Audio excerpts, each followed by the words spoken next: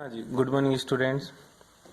हाँ, आज अपन क्या डिस्कस करेंगे? प्रतिबिंब समावयवता। इंग्लिश में इसको बोलते हैं एनेंशियोमर। क्या बोलेंगे इसको? एनेंशियोमर। पहली बात तो दो चीज होती है, एक तो तेरी होती है प्रतिबिंब समावयवता, एक होती है तेरी विविरम समावयवता। दो चीज बताई थी तेरे को मैंने, एक तो प्रतिबिंब और एक विविरम। प्रतिबिंब को बोलते हैं एनेंशियोमर और विविरम को बोलेंगे अपन डायस्टीरियोमर।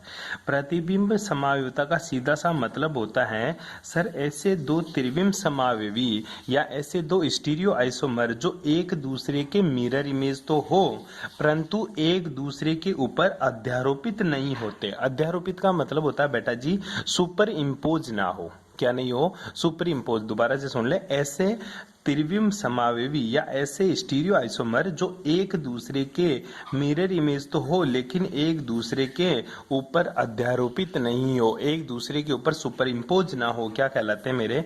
प्रतिबिंब समावयवी कहलाते हैं। और इस फिनोमिना को अपन क्या बोलेंगे? एनेंशियोमर बोलते हैं। बैठ गई बात समझ में? अब फॉर एग्जांपल के तौर पर बात करते हैं, तेरे को ये नहीं समझ में आया सर अध्यारोपित का मतलब क्या होता है?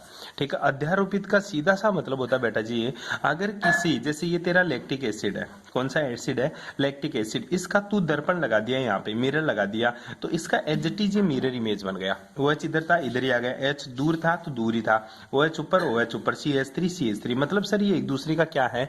मिरर इमेज है। एक दूसरे की क्या है? मिरर इमेज है। सुपर इम्पोज का मतलब होता है सर इसको मैं पकड़ लूं, पकड़ लिए इसको, इसको पकड़ के इसके ऊपर रख दूं, अगर OH के ऊपर OH आ जाए और H के ऊपर H आ जाए तो ये सुपर इम्पोज है, अदरवाइज नहीं है।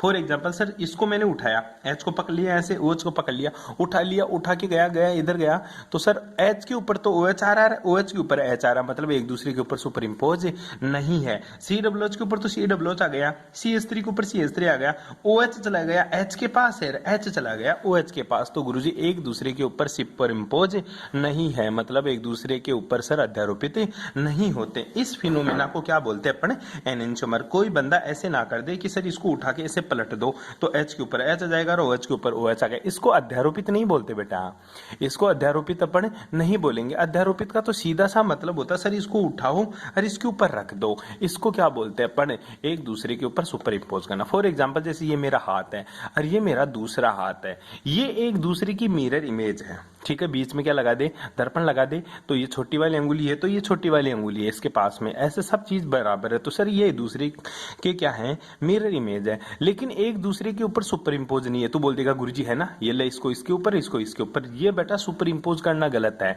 सुपर इम्पोज का मतलब सर इसको उठाओ और एज इट इज इसके ऊपर लेके जाओ। अब देख ये छोटी वाली अंगुली इधर थी, इसकी इधर है, तो एक दूसरे के ऊपर अध्यारोपित नहीं है, इसलिए इसको क्या बोलते हैं अपने? प्रतिबिंब समावयवता। ठीक है, आगे देखिए, प्रतिबिंब समावयवियों के दोनों रूपों की समान मात्रा मिलाने पर रेसेमिक मिक्सचर मिलता। अब रेसेमिक मिक्सचर क्या होता है वो समझ बेटा। रेसेमिक मिक्सचर का मतलब होता है सर जिसमें D हो और L रूप दोनों एक साथ उपस्थित हो, D और L दोनों एक साथ उपस्थित हो, क्या कहलाते हैं मेरे? मिक्सचर कहलाता है। मान ले एक तेरा D फॉर्म है, दूसरा तेरा L फॉर्म है, दोनों को मिक्स कर दे तो वो गुरुजी मेरा एक रेसेमिक मिक्सचर बनता है। फॉर एग्जांपल मैं बात करूं, एक तेरा पॉजिटिव है, दूसरा तेरा नेगेटिव है, ठीक है, दोनों को एक साथ मिक्स करना रेसेमिक मिक्सचर कहलाता है। और पॉजिटिव नेगेटिव एक दूसरे को क्या कर देगा? न्यूट्रल कर देगा। न्यूट्रल करते ही वहां उदासीन होता है और यहाँ तेरा रेसेमिक मिक्सचर एक दूसरे के ऑप्टिकली इनएक्टिव होते हैं। ये तो ऑप्टिकली एक्टिव होंगे, क्यों? क्योंकि गुरुजी एक दूसरे के मिरर इमेज तो है और एक दूसरे के ऊपर सुपर इम्पोज भी नहीं है, तो ये एक दूसरे के ऑप्टिकली एक्टिव होते हैं। लेकिन इसको और इसको दोनों को एक साथ अगर किसी मिक्सचर में डाल दूं तो बना हुआ मिक्सचर मेरा रेसेमिक मिक्सचर मिलता है और वो क्या होता है? ऑप्टिकली एक्टिव होता, धोरण अघुण्णक होता, प्रकाशिक अक्रिय होता है। बैठ गई बात समझे? क्योंकि इसमें एक प्रतिबिंब रूप के प्रकाशिक गुण दूसरे प्रतिबिंब रूप के प्रकाशिक गुण समान व विपरीत होने के कारण एक दूसरे के प्रकाशिक गुणों को संतुलित कर देते हैं।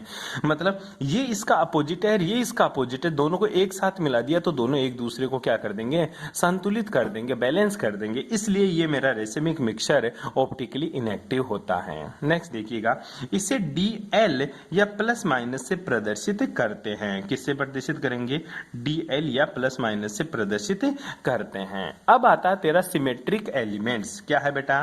सिमेट्रिक एलिमेंट्स क्या होता है सर मेरा? सिमेट्रिक एलिमेंट्स देखिएगा थोड़ा सा, सिमेट्रिक एलिमेंट्स का मतलब होता है, सीधा सा ध्यान रखना है तेरे को कि एक मेरा मॉलिक्यूल्स है वो किस किस तरह से सिमेट्रिक है। सिमेट्रिक का मतलब होता है सममित है, दोनों तरफ बराबर है, वो क्या कहलाता है, मेरा सिमेट्रिक एलिमेंट्स कहलाता है। क्या कहलाता है बेटा, सिमेट्रिक एलिमेंट्स कहलाता है। बस ये चीज आप लोगों को ध्यान में रखनी है। जैसे मैं बात करूं, तेरे पास एक छोटा सा डिब्बा है मेरे पास, देखिएगा एक बार के लिए ही मेरे पास छोटा सा डिब्बा है, ठीक है। ये सिमेट्री कैसे है गुरुजी, यहां से काट दो इसको तो दोनों तरफ क्या है, बराबर है। क्या है बेटा, बराबर है, मतलब सर सिमेट्रिक है। दूसरा कैसे गुरुजी, इसको इधर से काट दो, ठीक है, आर पार ऐसे काट दो तो इधर और इधर दोनों तरफ क्या है, बराबर है, तो ये भी क्या है, मेरा सिमेट्रिक एलिमेंट्स। दूसरा कैसे गुरुजी, इसको ऐसे काट दो, बिल्कुल इधर है, बराबर है, दोनों क्या है, सिमेट्रिक एलिमेंट्स है। तीसरा कैसे गुरुजी, इसको इधर से काट दो, ठीक है, इधर से काटेंगे ऐसे, ठीक है, इधर से काट देंगे इसको तो भी क्या है गुरुजी, ये मेरा सिमेट्रिक है। तीसरा कैसे गुरुजी, यहां बीच से तू डाल दे इसके अंदर, ठीक है, ओरिजिन डाल दे और फिर क्या कर दे सर, इसको घुमा दे इसे, ठीक है, तो ये देख ले, ये भी क्या है सर, सिमेट्रिक एलिमेंट्स है। तो ऊपर से तूने एक्सेस डाली, ठीक है, तूने एक्सेस डाली ऊपर से तो ये भी सिमेट्रिक एलिमेंट्स है। तूने सेंटर से ये डाल दी एक्सेस तो भी सिमेट्रिक है, सर घुमा दे इसको, तू एक्सेस से डालेगा तो भी सिमेट्रिक है, तू प्लेन में डालेगा तो भी सिमेट्रिक है। तो कितने टाइप की सिमेट्री एलिमेंट्स हुई, उसको पढ़ने से पहले तेरे को सिमेट्रिक की डेफिनेशन आनी चाहिए।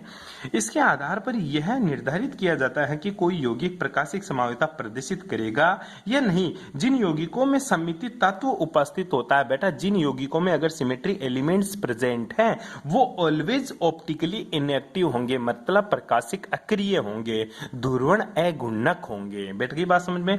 और जिन यौगिकों के अंदर सिमेट्रिक एलिमेंट्स अनुपस्थित होता है, ध्यान रखना, जिन यौगिकों में सिमेट्रिक एलिमेंट्स अनुपस्थित होता है मतलब गुरुजी एब्सेंट होता है, वो हमेशा ही ऑप्टिकली एक्टिव होते हैं, ध्रुवण घूर्णक होते हैं। सिमेट्रिक एलिमेंट्स तीन तरह के होते हैं बेटा, एक सममिति तल, प्लेन ऑफ सिमेट्री, पीओएस का मतलब है बेटा प्लेन ऑफ सिमेट्री, मतलब गुरुजी प्लेन के अंदर सिमेट्रिक हो, मतलब प्लेन से काट दूं। दूसरा है बेटा सिमिति अक्ष, सममिति अक्ष का मतलब होता है एक्सिस ऑफ सिमेट्री। क्या है बेटा, axis of symmetry, symmetry axis का मतलब होता है एक्सिस ऑफ सिमेट्री, मतलब गुरुजी किसी अक्ष से मैं उसको घुमाऊं तो वो सिमेट्री हो, ठीक है। इसी के साथ सममिति केंद्र, मतलब गुरुजी बिल्कुल केंद्र से किसी एलिमेंट्स की दूरी बराबर हो, वो क्या कहलाता मेरा सममित केंद्र। फॉर एग्जाम्पल अगर क्यूब की बात करता है, मैं तेरे को एक छोटा सा क्यूब दे दूं, अगर उस क्यूब की बात करे तो उस क्यूब को तू जब देखता है तो पता चलता है कि गुरुजी जैसे मेरे पास एक क्या है, क्यूब है, ये मेरे पास क्यूब है, इस क्यूब को देख बेटा, इसमें सारे तेरे को सममिति तत्व मिल जाएंगे। वैसे अपन ने सॉलिड स्टेट में इस चीज को पढ़ लिया कि गुरुजी इसके सेंटर से ऊपर वाले एक्सिस की दूरी और नीचे वाले एक्सिस की दूरी बराबर है, इसलिए ये क्या है मेरा सेंटर ऑफ सिमेट्री, सीओएस, ठीक है। दूसरा प्लेन ऑफ सिमेट्री का सीधा सा मतलब होता है सर, अगर मैं इसी को ऊपर से काट दूं, ठीक है, ऐसे काट दिया ऊपर से, ये प्लेन लगा दिया सर, तो ये क्या है मेरा प्लेन ऑफ सिमेट्री। क्या होगा बेटा, plane of symmetry, simple simple सी बातें हैं। अब बात होती है गुरुजी एक्सेस ऑफ सिमेट्री, क्या बेटा, ध्यान से देख इसको, अगर एक इस बिंदु से और दूसरा इस बिंदु से मैं कोई प्लेन, मैं कोई एक्सेस पास कर दूं, क्या पास कर दूं, एक्सेस, तो ये कौन सी हो जाएगी, एक्सेस ऑफ सिमेट्री। कौन सी होगी बेटा, एक्सिस ऑफ सिमेट्री। यहां से घुमाएगा तो भी प्लेन है गुरुजी, और यहां से घुमाएगा तो भी सिमेट्रिक है, और सेंटर से दोनों तरफ की डिस्टेंस अगर बराबर है तो ये भी सिमेट्रिक है। इस तरह से तेरी तीन सिमेट्रिक एलिमेंट्स होते हैं, plane of symmetry, centre of symmetry और एक्सिस ऑफ सिमेट्री। तो सबसे पहले बात करते हैं अपन सममिति तल की।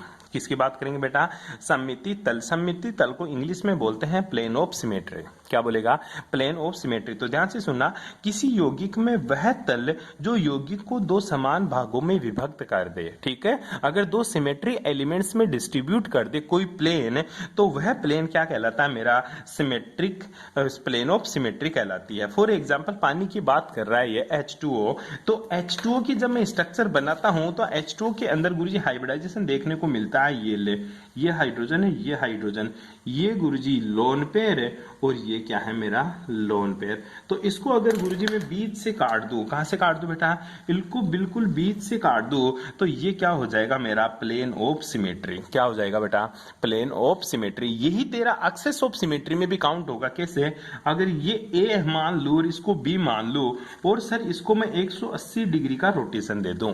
कितने डिग्री का बेटा, 180 डिग्री का रोटेशन दे दिया। रोटेशन दे दिया मतलब एक्सिस डाल दी और उसको 180 डिग्री का रोटेशन। एक तो तू काट दे तो सर एच और ओ एच, अगर बीच से काट देगा तो एच एच दोनों तरफ सेम है, लोन पे दोनों तरफ सेम है। एक दूसरा गुरुजी मैं यहां से पकड़ के कोई कील डाल दूं इसमें, इसको घुमा दूं ऐसे, इसको ऐसे घुमा दूं, ठीक है। घुमा दूंगा तो क्या हो जाएगा गुरुजी, ये तो ऑक्सीजन रहा, ठीक है। ये एच ए इधर आ जाएगा और एच बी क्या आ जाएगा मेरा इधर। अब तो क्या हुआ गुरुजी, ये अभी भी तो H2O ही है, अभी भी तो क्या है H2O। ये तो मैंने तेरे को डिनोट कर दिया ऐसे कि ये ए है ये बी है, तो हाइड्रोजन दोनों सेम। तो इसी को क्या बोल दूंगा मैं, एक्सेस ऑफ सिमेट्री। क्या बोलेगा, एक्सेस ऑफ सिमेट्री। ध्यान से पढ़ ले अब इस लैंग्वेज को थोड़ा सा। हाँ, सममिति अक्ष की बात करें, इस तल को ऊर्ध्वाधर, ये ऊर्ध्वाधर अगर सममित तल होता है, ये तल क्षैतिज है तो इसको क्षैतिज सममिति तल कहते हैं। दो तल होते हैं, एक तो ओरिजिन, ठीक है, हॉरिजेंटल, और एक क्या होता है तेरा, बिल्कुल एक तो हॉरिजेंटल। हॉरिजेंटल का मतलब होता है गुरुजी क्षैतिज, एक होता है परपेंडिकुलर। परपेंडिकुलर को ऊर्ध्वाधर बोलते हैं, हॉरिजेंटल को अपन क्षैतिज बोलते हैं। एक तो परपेंडिकुलर सिमेट्री प्लेन होता है, एक ओरिजेंटल सिमेट्रिक प्लेन होता है। बैठ गई बात समझ में। आगे देख सममिति अक्ष क्या होता है, ठीक है। एक्सिस ऑफ सिमेट्री की बात करूं तो एक्सिस ऑफ सिमेट्री का मतलब होता है यौगिक में उपस्थित वह एक्स जिसके चारों ओर रोटेशन से मूल स्ट्रक्चर, मतलब जो पहले वाली स्ट्रक्चर के समान स्ट्रक्चर प्राप्त हो, तो वह एक्स क्या कहलाती है मेरी, सममिति अक्ष कहलाती है। क्या कहलाती है बेटा, सममिति अक्ष, मतलब सिमेट्रिक एक्सिस कहलाती है। इसे CN से व्यक्त करते हैं। किससे दिखाएगा इसे, CN से दिखाता है तू, ठीक है। जहां पे C क्या होता है, C होता है गुरुजी साइकिल, साइकिल का मतलब चक्र।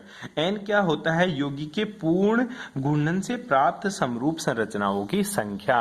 जैसे अगर 180 डिग्री का रोटेशन देता हूं तो तेरे को दो सिमेट्रिक एलिमेंट्स मिलते हैं। देख ले बेटा, यहाँ पे अगर मैंने 180 डिग्री का रोटेशन दिया तो पहली स्ट्रक्चर तो ये मिली, दूसरी स्ट्रक्चर ये मिली, दोनों स्ट्रक्चर मिलती है। मतलब इसको कितना, सी मतलब साइकिल, कितना साइकिल गुरुजी, कितना, दो स्ट्रक्चर मिल गई। तो इसमें क्या बोल सकता है तू, इसमें C2 सिमेट्री है।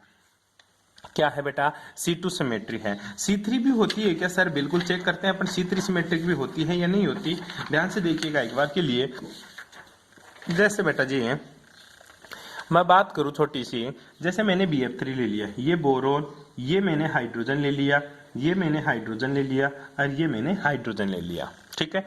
इसको मैंने 1 नंबर हाइड्रोजन दे दिया, इसको 2 नंबर, इसको मैंने कितना 3 नंबर हाइड्रोजन दे दिया। अब मैं ऊपर से इसमें क्या डाल दिया, एक्सेस डाल दिया। क्या डाल दिया बेटा, एक्सेस। और एक्सेस डाल के मैंने इसको कितने डिग्री का रोटेशन दे दिया, 120 डिग्री का रोटेशन दे दिया। तो ये भी 120 डिग्री जाएगा और ये भी कितना जाएगा बेटा, 120 डिग्री रोटेशन जाएगा, ठीक है। तो रोटेशन दिया तो क्या हुआ गुरुजी, ये तो बोरोन, ये मेरा H3 आ गया यहाँ पे, ये H1 यहां आ गया और ये H2 यहां आ गया, बदल गई पोजीशन।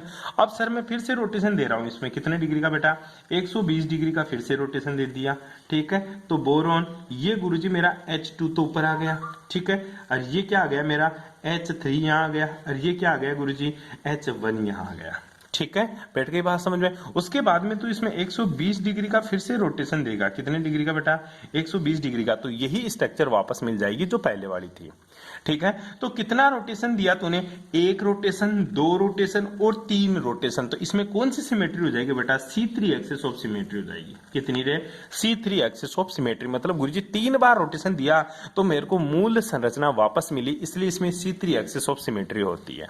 कौन सी एक्सेस है, C3 एक्सेस ऑफ सिमेट्री। आओ अब थोड़ी थ्योरी पढ़ते हैं, इसमें क्या है देखें दोबारा से। यौगिक में उपस्थित वह एक्सिस जिसके चारों ओर घूर्णन से मूल संरचना के समान संरचना प्राप्त होती है तो वह एक्सेस सममिति अक्ष कहलाती है। इसे CN से व्यक्त करा। इसमें C क्या होता है, साइकिल होता है। N जो कंपाउंड्स के टोटल रोटेशन से कितनी तेरे को सिमेट्रिक स्ट्रक्चर मिलती है वो तेरी N की वैल्यू होती है। जल के अणु में पूर्ण घूर्णन से 2 समरूप संरचनाएं मिलती है। देख ले कितना रोटेशन दिया, पहला रोटेशन, दूसरा रोटेशन, 2 रोटेशन देते ही सर मूल संरचना वापस मिल गई। इसलिए इसको मैंने कौन सी सिमेट्रिक बोला, C2 एक्सिस ऑफ सिमेट्री बोला। बैठ गई बात समझ में।